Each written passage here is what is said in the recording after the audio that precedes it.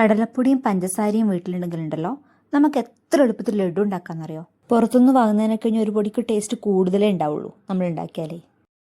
അപ്പോൾ നമുക്ക് തുടങ്ങിയാലോ.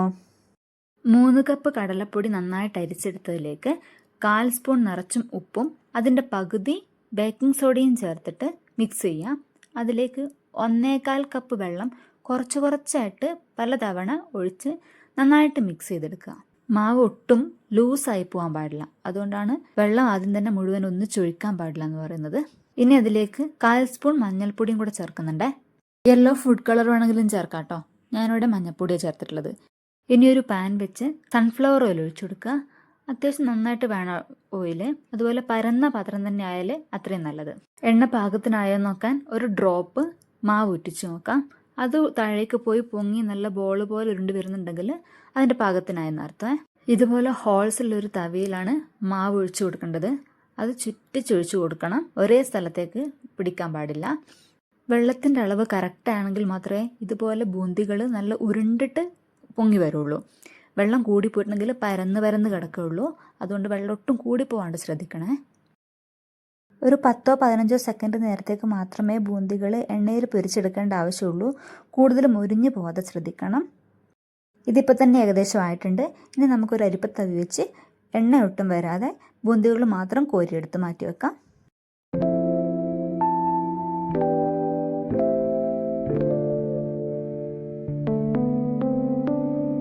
ഞാനിവിടെ ടിഷ്യൂ പേപ്പർ വിരിച്ച് അതിലേക്കാണ് ബൂന്തികൾ ഇട്ടിട്ടുള്ളത്.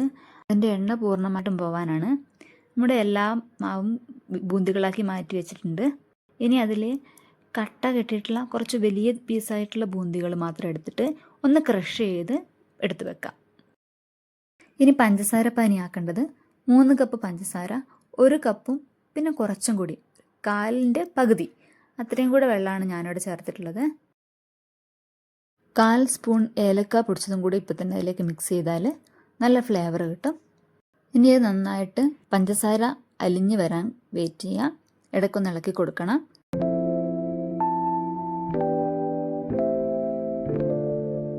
അതലിഞ്ഞ് പതഞ്ഞ് വരുന്ന സമയത്ത് അതിലേക്ക് നമ്മുടെ മൊത്തം ബൂന്തികളും ചേർത്ത് കൊടുക്കാം. ക്രഷ് ചെയ്ത് വെച്ച ബൂന്തിയും കൂടെ ചേർക്കണേ. ഞാനൊരു പാത്രം ഒന്ന് മാറ്റുന്നുണ്ട്. കുറച്ച് വലിയ പാത്രത്തിലേക്ക് മാറ്റിയതാണ്. അത് അടുപ്പത്ത് തന്നെ വെച്ച് ഫ്ലെയിമിൽ തന്നെ വേണം മിക്സ് ചെയ്ത് കൊടുക്കാൻ. പഞ്ചസാര പാനിയിലൊരു 90% ബൂന്തികൾ വലിച്ചെടുത്തിട്ടുണ്ടാവും ഇപ്പം തന്നെ. ഇനി ഫ്ലെയിം ഓഫ് ചെയ്ത് മാറ്റിയെടുത്ത് വെക്കാം. പിന്നെ അതിലേക്കൊരു 2-3 സ്പൂണ് നെയ്യ് ചേർത്ത് കൊടുക്കാം. നന്നായിട്ടൊന്ന് മിക്സ് ചെയ്ത് കൊടുക്കണേ. നെയ്യ് എല്ലാ വസ്തുവും എത്തണം.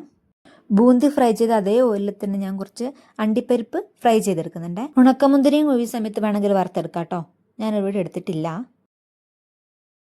ഇപ്പം ബൂന്തികൾ മുഴുവൻ പഞ്ചസാര വെള്ളം മുഴുവനായിട്ടും വലിച്ചെടുത്ത് നല്ല പാകത്തിനായിട്ടുണ്ട്.